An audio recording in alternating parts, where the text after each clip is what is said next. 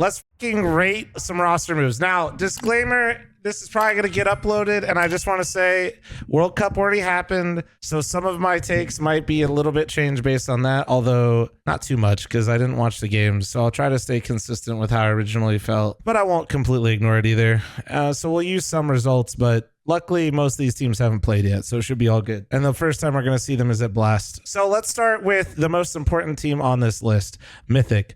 We have not won a single match since we've added Austin. This is not Austin's fault. We are trash. Okay, now we'll talk with G2 first. G2 unveiled Snacks, then they also obviously added Malbs. They removed Hooksy and Nexa. So basically, my biggest issue with this team is I just feel like Malbs will either kind of get swept under or like I didn't like Malbs when he anchored for Brazilian teams. It never really felt good. It always felt like a waste of his talent. That being said, I understand why he wanted to go. A lot of people have been dogging on Snacks, but because like, you know, is he really that much better than Hooksy? What does he really bring to the table? He calls around himself a little bit more. He's a bit more of a selfish IGL than a selfless one. I didn't watch the games at World Cup. Obviously, they made it to the finals. Yes. Statistically speaking, Hunter, thought we were really getting somewhere, Hunter. I really did. I want you guys to know that I'm only hard on Hunter because at one point in time, I used to easily just be able to say the words, Hunter is the best player in Counter-Strike when the bomb is planted, either T or CT. And this dude is just like, I don't know what's happening in CS2, bro. It's just not... I don't know if it's spots, rolls, whatever. But anyway, the roster move itself for Malbs and Snacks is tough long-term. I think World Cup, there's no demos on the team. You have new team smell. A lot of things are just going to kind of be like loosey-goosey. We're having a good time. And you got Malbs in there for Nexa. That alone, talent-wise, just upgrades your team so much. But there's just the long-term, how is this going to look as a team? That's what's going to matter most. So I think it's between B or C for me. And I don't want to get hung up on them too much. I'm a huge Malbs fanboy, and because they made it to the finals, if the EWC result didn't happen of them being in the finals, being honest with you guys, I'd probably have them at C. But I'm hopeful, and I'm trying to be glass half full, and I want Malbs to do really well. So that's G2. Oh yeah, the Bleed roster. Yeah, that's right. They brought in Nexa for fl0m. So Bleed right now is, I like Knock as an opper. I think Cypher really showed, he shredded his stuff at one event, at one major, and I haven't truthfully watched too many games, but I actually love everybody on this roster, basically. Like, I'm a huge simp for Hampus IGL. I always have been. I always hyped him up on NIP. Knock got the short end of the stick on NIP, similar to Hampus, to be honest with you. They brought in this guy named Device when Knock was playing really well, and I feel like Knock is just so freaking consistent. So when I think about this roster, them removing fl0m for Nexa, it's just kind of like for me, the pieces that I like about Bleed are not necessarily, like fl0m wasn't somebody I was like super, I was just kind of whatever about him. And that's kind of how I feel about Nexa. So this move to me, I don't think is bad. I don't think it's good. I just kind of think it's whatever. Maybe internally, Nexa did bring the vibes to G2. So maybe he's bringing the vibes to Bleed. NRG signing Nitro. Now, when I put this move up here, this is not me saying they're going to be S tier. I just think that in terms of an upgrade for a team, Walco was a good IGL, but getting Nitro surrounded by those players, I think is exactly what they need right now. They were hard stuck. It's a bunch of players that we know their potential. We've seen their potential at different times and haven't seen them for a long time. He's going to command a lot of respect in there and hopefully help Hext when they hopefully get to some tougher competition. I think this is one of the best moves that we saw. Now, if you're European, you probably don't even care about this move whatsoever and it's not interesting to you. But for me, NRG couldn't have made a better move. They needed something to get the ball rolling, and in terms of IGLs, it's no disrespect to Walco. I just feel like Nitro is a perfect fit for that team. GamerLegion getting ZTR. ZTR is an interesting one. I feel like ZTR has a lot of potential, which just mixes, like, it just matches this team as a whole. This team, I am not expecting to go and make a deep run right now or do anything like they have in the past. And that's not to disrespect them. I just think that everybody on this team is being put in a position. They are probably one of the hungriest teams we're going to see. So it's going to be really fun from that perspective. I don't expect huge things, but I think it's a pretty good move for them overall. Like it just matches the team environment. I guess that makes sense. You have a guy that's going to be hungry. He has some experience. He's gonna fit into that team well. I just feel like everybody's gonna kind of be in similar spots in their career. That being said, I don't know much about fl0m, but that's how I view this team. I could be completely wrong because I'm an idiot. Nothing new there. Furia signing Skulls. Great freaking move. Great move. Great move. The problem with Furia has nothing to do with Skulls. Skulls, I feel bad for the guy. He went to an international roster where clearly they were just having tons of issues internally. I'm not going to sit here and tell you that Skulls looked great on Liquid. And I just think Skulls was really freaking good when he went to Liquid. And his first international roster, he went to a team that internally was a giant clusterfuck and he didn't perform well. I'm shocked.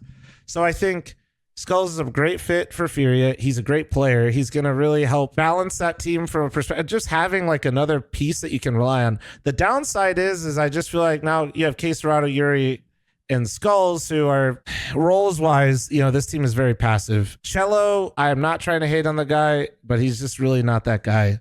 And fl0m still hasn't really gotten any sort of real form back. So, like, just purely looking at the Skulls move, I like it a lot. I think he's a great piece to add. It's just that I think Cello and fl0m are just kind of, it's not great right now. They need to get somebody that's like hyper aggressive in there and just doesn't care. Because fl0m and Yuri are just a bit more passive, and so is Skulls. So you need somebody aggressive in there, and fl0m can't really op like he did in Go. And I don't just mean skill level wise. I just mean like the way people op now, you can't really use it to substitute like lack of entry. M80 signing Lake. I'm going to put it at A just because I don't think you could replace Mulbs.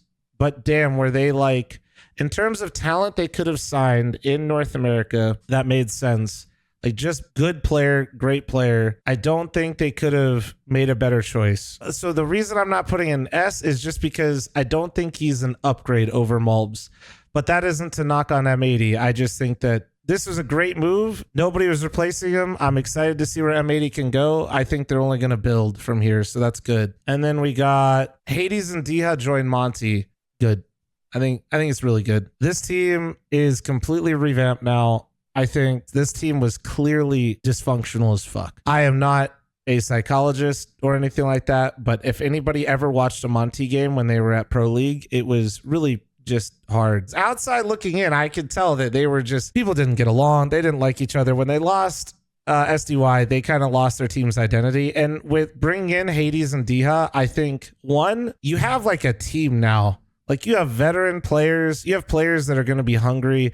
And Hades always is a great place to start for an org. I think his problem is always just taking that step from like, when you're in the tier 1 op discussion, I'm like beating a dead horse here, but basically when you're either Hades, or when you become more consistent and you raise your floor, then you become top 5, top 10 player in all of Counter-Strike. And he's just been there for a while, but he's still really good. Diha absolutely is tanked his individual stock. He needed a change of scenery. He's only going to add value to this team with how much experience he has. Not that the other guys lack it, but he just matches what the rest of the guys have in terms of experience. So I think it's actually a really good move for them. Will it result in Monte being a formidable force? I'm not really sure, but I think Monte just became this team that was really interesting to just a placeholder in events. Now I feel like Monte's actually a dangerous team. Like I feel like they can upset people. They felt like they became a placeholder after they lost SDY. Big getting Regon, good. You're gonna get a hungry player. Process was super inconsistent. Regon has a ton of experience at this point. I think it's great. You kind of also like, I know he speaks German and all that, but I just feel like you're bringing in like a player that's kind of not been bouncing around German Counter-Strike, right? He's been doing like international stuff. I don't know. I like it. I feel like he might bring in another perspective that could also help Tabson. And I love Gob B to death, but him not being, the coach at the moment, I think will help as well. I think the Regon move is really good. I like it a lot. Boros completes into the Breach rebuild. I think Boros is going to have a nice chip on his shoulder. I think he's going to have a really nice chip on his shoulder, so I'm going to put him in B. I think he's going to be hungry. There's no doubting the dude's ability in terms of like raw aim, and his ability to headshot is unmatched, okay? Him getting kept on Falcons and then thrown in with the players that he was thrown in with, and the coach, like the expectations that Boros had to raise himself to, I think there's plenty of things, and I was very critical of Boros because he stuck out like a sore thumb on that team in terms of mid-round decision making, and he looked completely out of place compared to the rest of them. But there's really just no doubting his ability to fucking kill people. And in this team, that's all he's going to have to do, I think. Like, they're going to kind of progress together. So I think this is a good move. Is it maybe the strongest move or something like that? No, but I do like the team. I think it's like, it's important to have people that are kind of in the same spots in their career. What I mean by that is like, Juan Flatcher is starting over, Synopsy is starting over, Smoothie is starting over. But like, they're all starting over on like something new together where they've had success, lost it, and they're trying to get it back. And I think Burrows rounds them out nicely. And for him, like I said, I think that roster with Falcons, he was always just kind of doomed. So let me see. We got Cloud9. So Cloud9's roster was, it was a bunch of stuff, right? You got Heavy God, Icy, and then they brought back Inters, yeah? Inters, anybody that's watched me or heard me yap about Inters before when I talked about them previously, I am a huge fan of this guy. The biggest question mark is, I don't remember the last time he played. So he is not, okay, so he's, okay, that's right. That's right. He was on TSM. I'm an idiot. So he's not just coming in here like, completely cold, which is good because honestly I literally I feel really toxic, but I forgot he was on TSM. Anyway, shows you how much I know. What a freaking idiot. I'm just a big fan of his playstyle. This dude just gets thrown into the deep end, completely left on an island, and he just somehow makes it work. I think he's a great player to have on the team. Based on what I've seen, you're gonna have two of those. Boomich does very similar stuff, but in like a different style. Boomich is more aggressive, takes space, opens up things for his teammates to follow up. Inters is just can be completely left on his own and find ways to get value, which is going to be great because Heavy God baits. He is so good, okay? Like, people hear baiting and they think bad. And like, to a degree, in most of your games, like, respectfully, you're probably right, because a lot of people bait and don't know how to bait. If I have somebody like Heavy God ready to bait me, I'm going to feel a lot more confident to entry, take space, do all that kind of stuff because he understands how to bait. He's really good at it. And Axile is the same. He's not like a true entry. He can be in the front. He likes to be in the action, but he doesn't want to be the first one in. And Icy as an opera, I think, is solid. And he's kind of at that point where we'll see where he's at when he starts playing versus, I mean, I've seen glimpses of Icy look fantastic and I've seen him completely disappear. So welcome to being an opera that isn't among those top 5 discussions. So overall, C9, I think considering how much C9 is imploded, how much do I value Heavy God and Icy's individual ability? This is really tough. I'm like debating B or A. I'm gonna go with A. I feel like no, it's B. It's B just because, like, I don't know, the roster in general, like, it pisses me off when I think of Cloud9 because, like, I just feel like as an organization, they drop the fucking ball. So, like, when I see them in this position, I feel like they're doing good to fix the situation, but they fucking created it. I feel like it's their own goddamn fault. So nothing against the players. I'm just like, I can't give you props, C9. I can't do it. I definitely think they're a dangerous team though. I don't want to give C9 any sort of props. Liquid finalize with JKS and Ultimate. So it's Ultimate and the JKS move. And I think it's going to be Twist IGL. I feel like Twist and Naf is playing as Naf always does. He's incredibly gifted. Twist is playing some of the best individual Counter-Strike in his career. I realize he might be wanting to IGL and he might be great at it, but for right now, I cannot in good faith say that any of this is good. The saving grace of this Liquid roster in terms of roster moves is JKS. He's the thing that made the most sense. But I can't really put, like, I just hate the idea that we're gambling with Twist IGL and gambling with an unknown opera that hasn't really played any tier 1 Counter-Strike. When you have Twist and Naf playing as well as they are, it just feels ridiculous. Like, if you're trying to tell me with a straight face that this current 5 Liquid is going to be better than the last 5 they have, I could be absolutely wrong. Twist could be the best IGL Counter-Strike has ever seen. Yakinder finds himself again after going to the woods and realizing that he is that guy and he needs to play like that guy. And Ultimate, it's God's gift to Earth to the op. But there is no evidence currently of that happening. So yeah, I know it looks a little wonky when you see energy in the S tier, but I can't think of a single reason why Walco getting dropped for Nitro was bad. Like, it doesn't just improve them immensely. Why is Mythic in? Because why not? Okay, so yeah, so that's why I put Liquid in C, is because I don't really think they improved. I think this is a different look. I talked about it in a podcast recently where I was yapping with Tech Girl and Thorin. This version of Liquid is we're going to see how Twist IGLs, and we're going to see if Ultimate can op. No matter what, Twist is going to stay, and if Ultimate doesn't play well, he's going to get dropped, and then they're going to reconfigure. That's how I view this Liquid roster. I don't know how I could view it any differently, at least for now. That could totally change, but that's the fun part of this, right? You get to watch a video of me saying this, Liquid proves me wrong, and then you get to reference it forever and hold it over my head for being an idiot.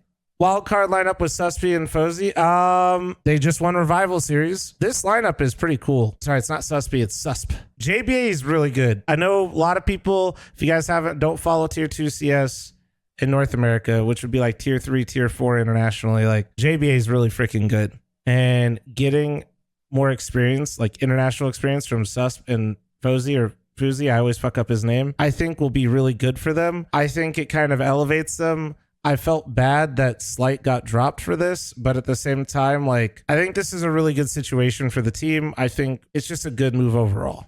I feel like it's a really solid move. So I'm going to go trying to remove my bias of them winning Revival Series over NRG. I'm going to put them, like, with that win, I really want to put them in A, but I'm trying to be mindful of the fact that, like, I was supposed to make this video before I saw World Cup. And I don't know, I'm trying. Fuck. It's B or A for me. But do I think it elevates Wildcard to the next level? I'm going to go here. What about the coaches? You're talking about like I don't know enough about the coach to have an informed or decent opinion. I would just be shooting the shit. Acor, Altex, and Nico. Okay. So, well, they're all Danes. Launders would be so happy. So from that standpoint, it has to be S. I mean, I think Acor's solid, but he always kind of caps out at a certain point.